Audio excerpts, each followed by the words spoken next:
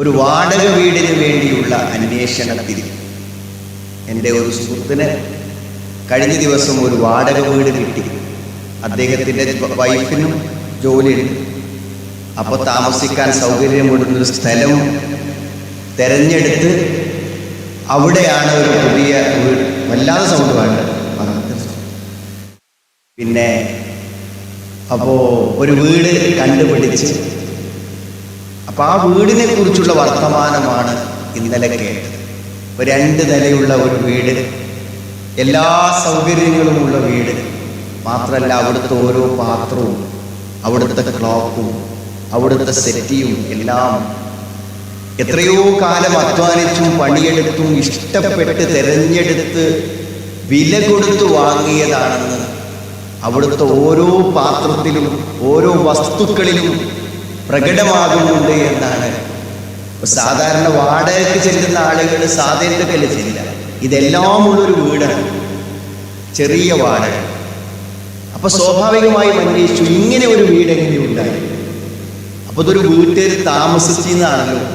അപ്പൊ താമസിച്ച ഒരു വീട് എങ്ങനെയാണ് ഒരു വാടകക്കാരൻ അങ്ങനെ വിട്ടുപോകും? ആ സാധനങ്ങളോടുകൂടെ എത്രമാത്രം എന്ന് വെച്ചാൽ അവരോട് പറഞ്ഞു, നിങ്ങൾ ഈ ബെഡ് ഞങ്ങൾക്ക് വേണം, അത് ഞങ്ങളെ ബെഡ് കൊടുത്ത് വിരിക്കാം എന്നൊരു സമ്മതമാണ്. അപ്പൊ അന്വേഷിച്ച് നോക്കുമ്പോൾ എന്താ വെച്ചാൽ അതൊരു പ്രവാസിയുടെ വീടാണ്. അയാൾക്ക് 2 കുട്ടികൾ. അയാളുടെ ഭാര്യ പെട്ടെന്ന് മരണപ്പെട്ടു. അപ്പൊ ഭാര്യ മരണപ്പെട്ടപ്പോൾ പിന്നെ വീട് ആവശ്യമില്ലാതായി. അയാൾ 2 മക്കളെയും ഗൾഫിലേക്ക് കൊണ്ടുപോയി. അവരുടെ പഠനവും കാര്യങ്ങളൊക്കെ അവിടെ ആരംഭിച്ചു. ഒരു മരണം നമ്മുടെ ജീവിതത്തിൽ എത്ര പെട്ടെന്നാണ് മാറ്റങ്ങൾ ഉണ്ടാക്കുന്നത്.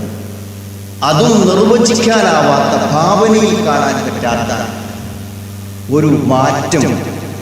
സത്യത്തിൽ ഒരു മരണം അത്രമാത്രം മാറ്റങ്ങൾ നമ്മുടെ ജീവിതത്തിൽ സൃഷ്ടിക്കുമോ എന്ന് ചോദിച്ചാൽ അത് സൃഷ്ടിക്കുമെന്ന് തന്നെയാണ് ഞാൻ വിചാരിക്കുന്നത്. ഞാൻ ഓർക്കുന്നുണ്ട്, രാഷ്ട്രീയ സാമൂഹിക രംഗങ്ങളിൽ പ്രവർത്തിച്ചിരുന്ന ഒരു വ്യക്തി. അദ്ദേഹത്തെ ഒരു 25 കൊല്ലം മുമ്പ് ഒരു ആവശ്യത്തിന് വേണ്ടി അദ്ദേഹത്തെ സന്ദർശിക്കാൻ വേണ്ടി ചെന്നപ്പോൾ മുറ്റത്തും റോട്ടിലും നിറഞ്ഞു നിൽക്കുന്ന ആൾക്കൂട്ടത്തിനിടയിലൂടെ അദ്ദേഹത്തെ ഒന്ന് കാണാൻ എത്ര നേരമാണ് കാത്തിരുന്നത്. ഇന്ന് ആ വീട് ഞാൻ എന്നും കാണുന്ന ഒരു വീടാണ്.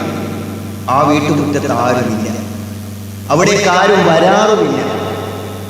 അതിൻ്റെ തെങ്ങിൽ നിന്ന് വീണ് കിടക്കുന്ന ഉണങ്ങിയ തേങ്ങകൾ അതിൻ്റെ മുറ്റത്ത് കിടക്കും. അതിൻ്റെ സിറ്റ് ഔട്ടിൽ ഒരു കസേര, എന്നോ ദ്രവിച്ച് നശിക്കാറായ ഒരു കസേര കിടക്കും. എത്ര വലിയൊരു ബംഗ്ലാവാണ് അവിടെ, ആരുമില്ല. എന്തേ സംഭവിച്ചു? അവിടുത്തെ വീട്ടുകാർ അവർ മരണപ്പെട്ടു. മക്കൾ വിവിധ സ്ഥലങ്ങളിലേക്ക് പോയി. അതുകൊണ്ട് ജീവിച്ചിരിക്കുന്ന ആ പിതാവ് എവിടെയാണോ സൗകര്യമുള്ളത് അവിടെ പോകും. ആ വീടിന്ന് കൂട്ടിയിട്ട് കിടക്കുകയാണ്. ഞാനിത് നിങ്ങളോട് പറയാൻ കാരണം നിങ്ങളെ ബേജാറാക്കാനും ആശങ്കപ്പെടുത്താനും ഒന്നുമല്ല. മരണം മനുഷ്യനിൽ അപ്രതീക്ഷിതമായ മാറ്റങ്ങൾ സൃഷ്ടിക്കും, അതിൽ യാതൊരു സംശയവുമില്ല.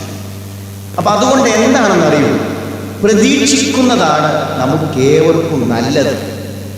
പ്രതീക്ഷിക്കുക, സംഭവിച്ചില്ലെങ്കിൽ വേണ്ട, പ്രശ്നമില്ലല്ലോ. പക്ഷെ പ്രതീക്ഷിക്കണം. ഇന്ന് നേരം പുലർന്നാൽ വൈകുന്നേരമാകുമെന്ന് പ്രതീക്ഷിക്കരുത്. വൈകുന്നേരമായാൽ നേരം പുലരുമെന്ന് പ്രതീക്ഷിക്കരുത്. നബി സ്വല്ലല്ലാഹു അലൈഹി വസല്ലം ഉപദേശം കിട്ടിയപ്പോൾ അതിനെ ചേർത്ത് അബ്ദുല്ലാഹി ഇബ്നു ഉമർ റളിയല്ലാഹു അൻഹു പറഞ്ഞ വാക്കാണ്.